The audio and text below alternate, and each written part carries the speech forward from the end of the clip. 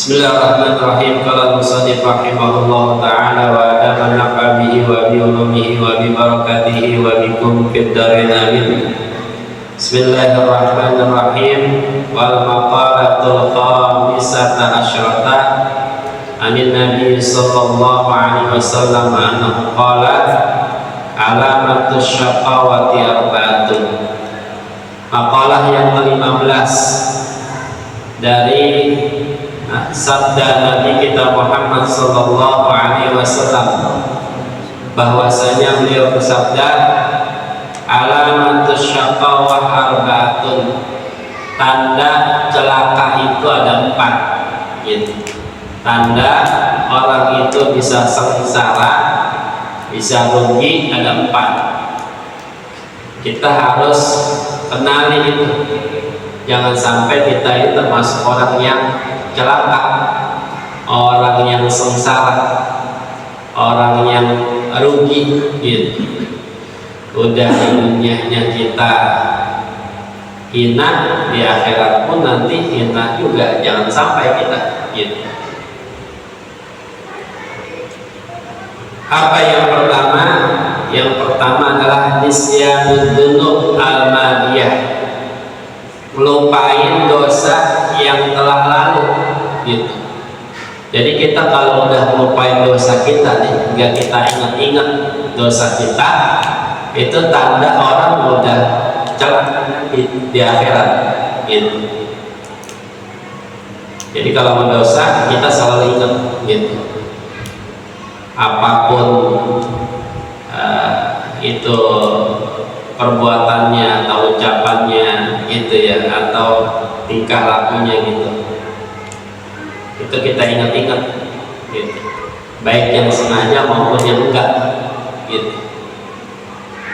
Kita dari bangun tahajud ya jam 4, setengah 4 begitu, kita ingat-ingat tuh dari aktivitas kita sebelumnya, dari bangun tidur ya, kita aktivitas ya, kita gaul sama teman kita, tetangga kita, rekan bisnis kita gitu. Nah itu kira-kira ada omongan kita yang salah enggak? Ada perbuatan kita yang salah enggak gitu? Ada transaksi kita yang salah enggak? Baik itu transaksinya barangkali ada riba, barangkali kita zolimin orang, barangkali kita ngurangin takaran. Nah itu kita introspeksi diri kita gitu. Nah kalau kita udah melupain dosa kita, kesalahan kita, ya itu termasuk orang yang celaka nanti. Kemudian dia lupa sama dosa yang telah lalu, min ghair nadamin 'alaiha, dia enggak nyesel, nggak nyesel ya apa yang dia lakukan gitu, nggak nyesel sedikit pun gitu. Orang kan kalau nyesel ya Allah dia istighfar, kemudian dia nggak akan ngelakuin kesalahannya lagi, nggak akan ngelakuin dosanya lagi gitu. Nah kemudian jamaah sekalian, wahia indallahi ta'ala mahfudatun, dan orang yang melupain dosa yang telah lalu itu, dia enggak nyesel sama dosanya gitu, itu di sisi Allah mahfudatun, tetap itu ay makbudatun, makbudatun artinya tercatat sama Allah gitu. Dosanya yang dia lakukan yang lampau itu tetap tercatat, terpelihara sama Allah, enggak akan Allah hapus gitu. Biadadiha, berapa dia ngelakuin dosanya jumlahnya, kemudian wazamaniha, kapan waktunya dia ngelakuin dosa, apa jam 3, jam 2, tanggal berapa, bulan apa, tahun berapa, itu catatannya mau lengkap gitu ya. Wa mahaliha, dia ngelakuin dosanya tempatnya di mana tuh ya, rinci. Ada malaikat raqib atid dan sembarangan kita gitu. Makanya kita selalu merokobah Ya, selalu kita itu mawas diri. Kalau kita ngapa-ngapain itu kita kayak dikontrol, diawasin gitu. Jadi kita kalau melakukan dosa jadi takut, jadi khauf, takut sama Allah gitu. Jadi Allah punya catatan hambanya yang melakukan dosa yang telah lalu, dia nyesel sama dosanya gitu. Itu Allah catat itu berapa dosanya, waktunya kapan, tempatnya di mana gitu, rinci gitu. Itu hadirin sekalian. Yang kedua, tanda orang yang rugi, yang celaka itu dzikrul hasanatil madiyah bil qalbi. Dia selalu ingat kebaikannya yang telah lampau di hatinya. Tuh, gua tuh ya. Kalau nggak ada gua tuh musola al-hidayah nggak bakal kebangun itu berdiri gitu. Tuh kalau nggak ada gua tuh dia nggak bisa makan ya. Jadi dia ingat tuh, selalu ingetin kebaikan di dalam hatinya tuh. Nah, ini tanda orang yang celaka. Apalagi dia ngungkit kebaikannya sama orang gitu. Jangan. Jadi kalau tanda orang yang celaka itu tadi selalu ingat amal kebaikannya di hati, sehingga bisa timbul yang namanya sombong, timbul yang namanya ujub, merasa bangga, timbul yang namanya sum'ah, ingin diperhatikan orang gitu, timbul yang namanya riya, ingin dilihat orang gitu. Itu penyakitnya, penyakit hati batin yang kudu kita bersihin, virus-virus itu gitu. Jadi kita kalau udah ngelakuin kebaikan udah lupain gitu. Jangan ingat-ingat gitu. Kemudian walayan dari aku bilang amrudat, dia nggak tahu apakah amal baiknya yang dia ingat-ingat itu diterima apakah kagak Allah gitu. Iya ya. Makanya kita punya dua prinsip. Ada yang namanya roja, kita ngarep sama Allah. Ada yang namanya khauf, kita takut sama Allah. Roja, kita punya optimis bahwa segala amal perbuatan kita pasti Allah terima kalau memang itu memenuhi syaratnya gitu. Tapi juga kita harus punya rasa khauf, takut gitu. Takut nanti amal kita nggak diterima sama Allah gitu. Jadi ketika kita punya dua prinsip itu, roja sama khauf, rasa harap sama Allah dan rasa takut sama Allah ya, sehingga nanti seimbang gitu. Jadi nggak merasa bangga dengan kebaikannya gitu ya, dan juga dia nggak merasa takut banget bahwa amalnya itu diterima atau tidak gitu. Hadirin sekalian, yang kedua, jadi selalu ingat kebaikan, dia nggak tahu kebaikan terima apa kagak sama Allah gitu. Yang ketiga nih, wa nadruhu ila man fawqahu fid dunya. Ketiga, ini yang tanda orang celaka, dia selalu memandang orang yang dunianya itu di atas dia gitu. Jadi kalau untuk urusan materi, ya lihatnya dia jadi referensiin banget tuh orang-orang yang di atas dia materinya ya gitu. Jadi kalau untuk urusan materi dunia ya kita ngeliatnya ke bawah supaya kita lebih bersyukur gitu. Kalau kita ngeliatnya ke atas ya, kepada yang lebih kaya dari kita, ini kita pasti akan tidak ada rasa syukur kepada Allah gitu. Kurang gitu. Nah, orang yang memandangnya kepada orang yang dunianya lebih atas dari dia, itu orang yang syakawah nanti, orang yang celaka, sengsara gitu. Dia ambisi banget nama dunia ya, semangat banget sama dunia. Tapi dia walau yarda bil qismah, dia nggak ridho dengan anugerah dari Allah, merasa kekurangan terus gitu. Nah inilah orang yang akan celaka nanti gitu. Nah, jadi ini di dalam kitab Ihya juga dikatakan di sini,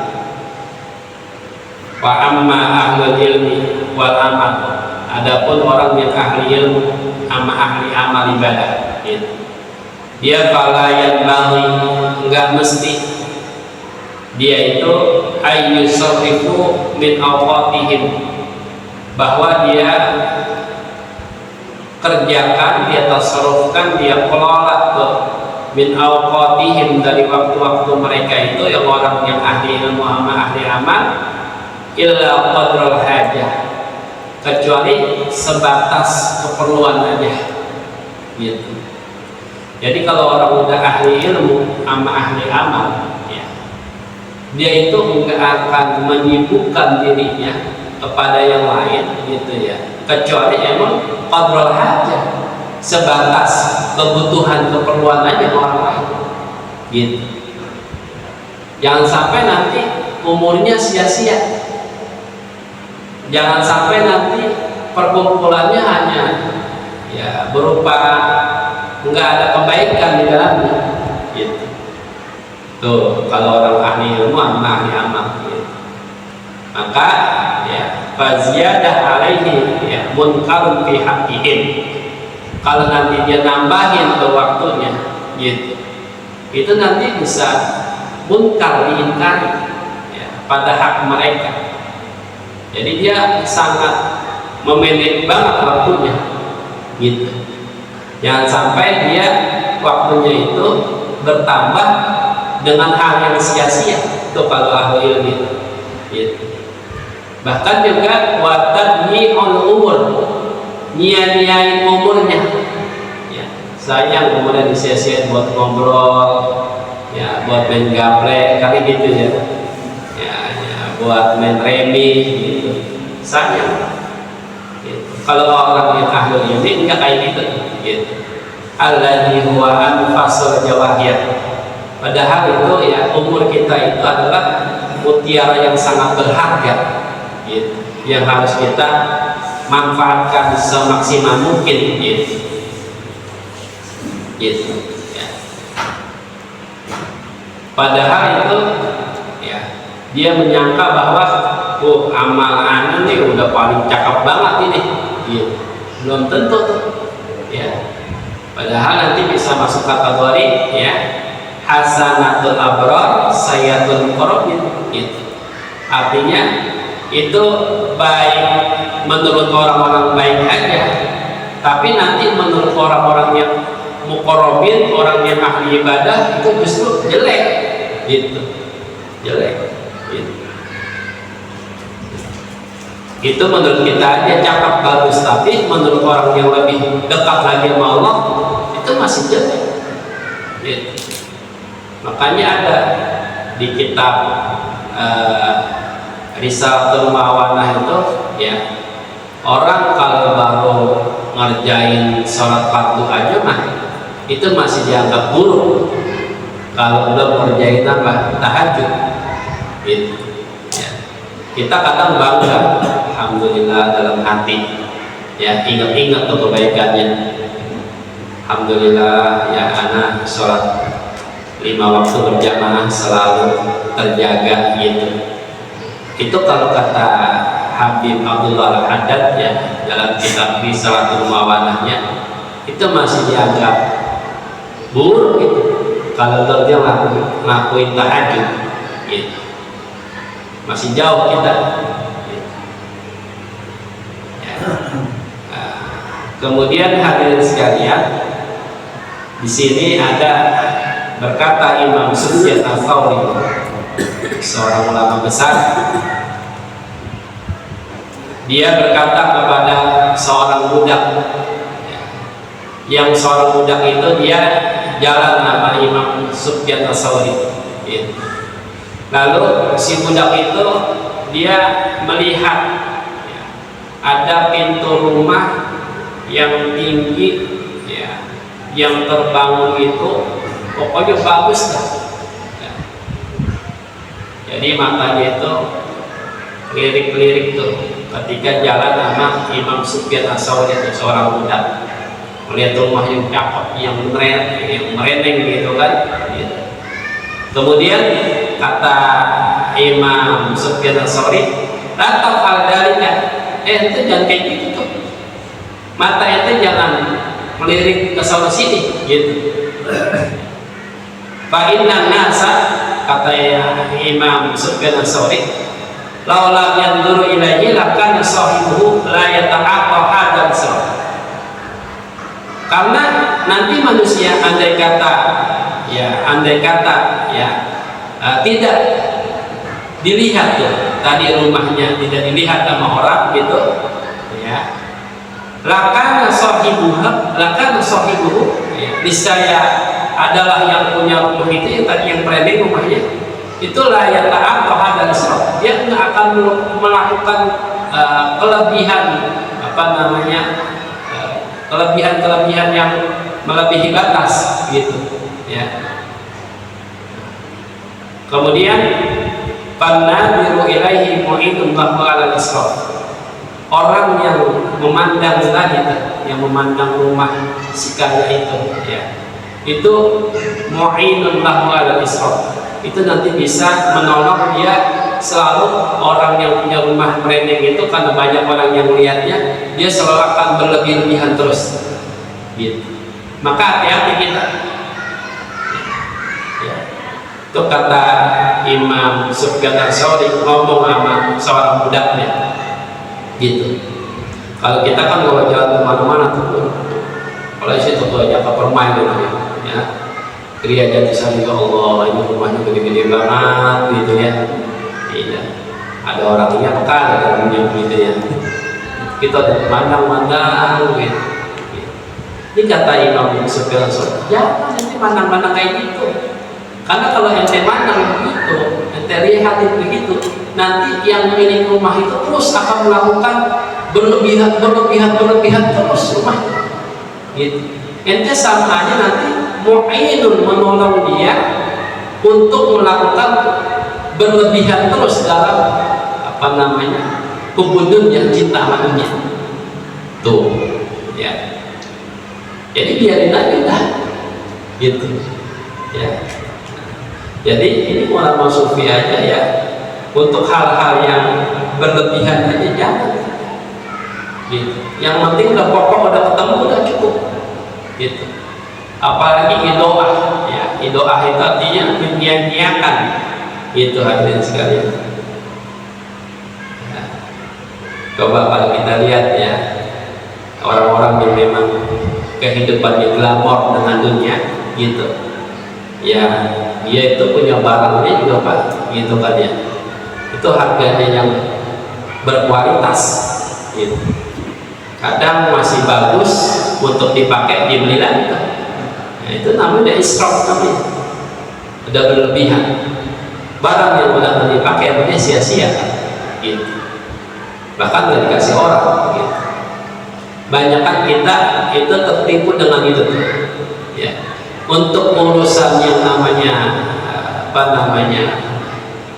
kebatinan, untuk menghapus yang namanya riya, yang namanya hasad, yang namanya takabur, yang namanya ujub, yang namanya sum'ah, itu apa dia nggak digubris, nggak diperhatiin.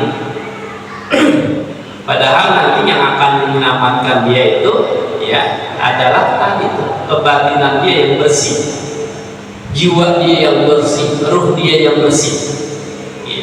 Kita kebanyakan terlena dengan fisik, dengan casingnya. Wah, dia bagus gitu kan.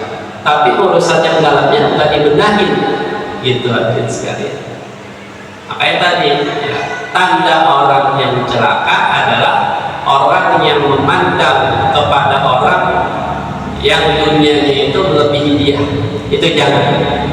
Ya. Jadi kalau untuk urusan materi dunia, kita lihatnya orang yang lebih bawah dunianya, orang yang lebih kecil materinya, agar kita selalu bersyukur kepada Allah Subhanahu wa Ta'ala.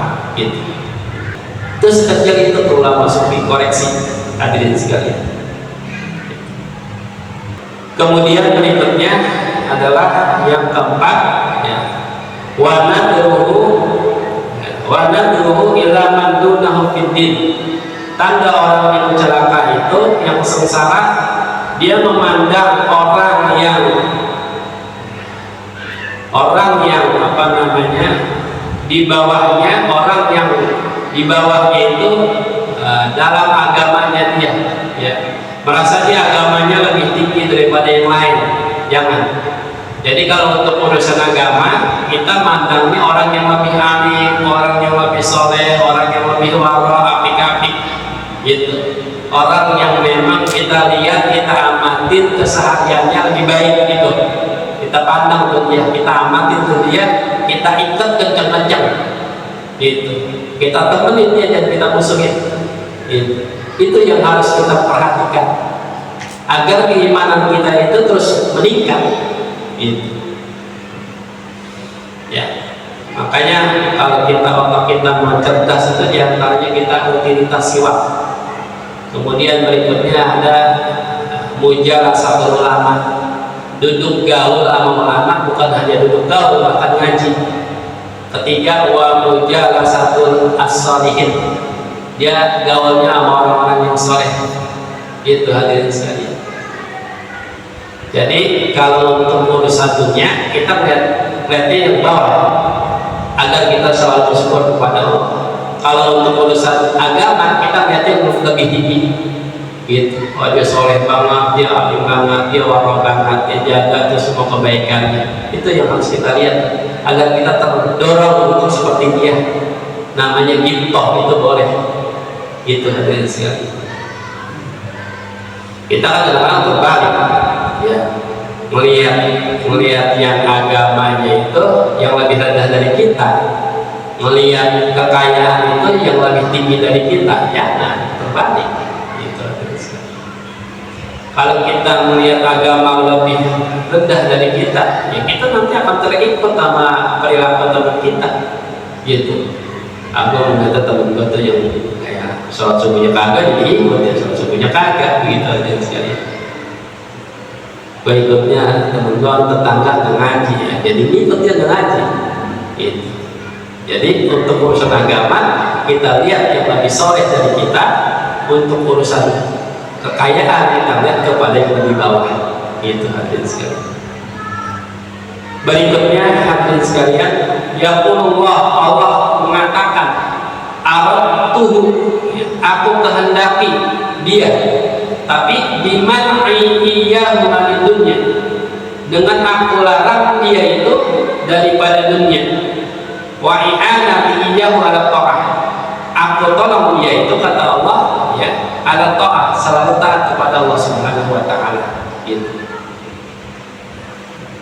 Jadi kalau apa namanya, orang yang nanti akan justru selamat bahagia itu, ya, orang yang melihat materi itu lebih rendah, untuk urusan agama lebih tinggi, gitu. Wala yuridni fataraktuhu, kata Allah, aku nggak kehendaki dia diridho dengan mendapat ridho, ya, wa syukur dan syukur, gitu. Aku nggak kehendaki dia, gitu. Fataraktuhu bitarki nusratihi, aku tinggalin akhirnya dia, kata Allah, gitu. Karena tadi mandang urusan dunia kepada yang lebih tinggi dari dia, mandang urusan agama kepada yang lebih rendah daripada dia. Maka Allah nggak kehendaki dia dengan dapat ridho Allah, nggak Allah kehendaki dia untuk menjadi orang bersyukur. Allah tinggalin dia, Allah nggak tolong dia, kan? Gitu. Na'udzubillah, gitu.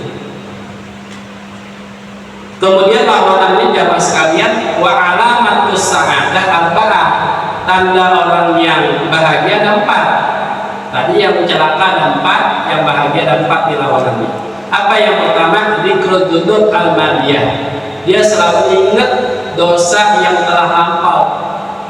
Dia ingat, ya Allah, kesalahannya. Kalau dia ngambil barang orang, dia coba untuk pulangin. Kalau emang yang kita bawa barangnya orang yang udah nggak ada, kasih ahli warisnya, kasih anaknya, kasih bininya. atau nggak ada kasih cucunya kan gitu. Kita ingat-ingat dosa kita, bin nadmi wal istighfar. Kita nyesel sama kelakuan kita yang salah, kita seselin itu, kemudian wal istighfar, kita minta ampun kepada Allah gitu. Itu yang pertama, bakal bahagia tuh orang. Yang kedua adalah nisyanul hasanah, lupain kebaikan. Lu jadi ingat-ingat sama kebaikan, apalagi sampai kita ungkit-ungkit kebaikan, jangan. Itu nanti akan menjadi bahagia ya. Berikutnya adalah yang ketiga, ini dikatakan wa nadruhu ila man qamahu fiddin, yang tadi saya katakan. Yang ketiga, dia kalau untuk memandang urusan agama kepada yang lebih tinggi, supaya dia selalu imannya menambah gitu. Yang keempat adalah wa nadruhu ila man dunahu fid dunya. Yang keempat, kalau untuk urusan dunia, dia mandangnya kepada yang lebih rendah dari dia, kepada yang lebih ekonominya lebih rendah daripada dia, maka dia akan fayashkurullah, dia akan syukur kepada Allah ala ni'amihi, atas nikmat yang Allah berikan kepada dia. Gitu hadirin sekalian. Nah, inilah ada 4 yang syakawah, ada 4 yang sa'adah, ada 4 yang celaka, ada 4 yang bahagia gitu. Tinggal kitanya ini ya, kita mau pilih yang mana gitu. Allah kasih potensi kita takwa dalam hati, tinggal kita yang gunain nanti gitu. Jadi Allah fa'alhamaha fujuraha wa taqwaha, Allah ilhamkan pada hamba itu ada takwa, ada fujur, ada takwa, ada zalim, tinggal kita yang pilih gitu. Memang manusia ada potensi untuk melakukan kezaliman, kemaksiatan, dosa, ada gitu. Tapi nanti kita lebih mendominasi ketakwaannya apa lebih mendominasi kejahatannya gitu. Hadirin sekalian, tinggal kita yang pilih nanti gitu. Kita lebih memenangkan untuk sholat subuh berjamaah di mushola, apa kita lebih ngambil untuk tidur ya.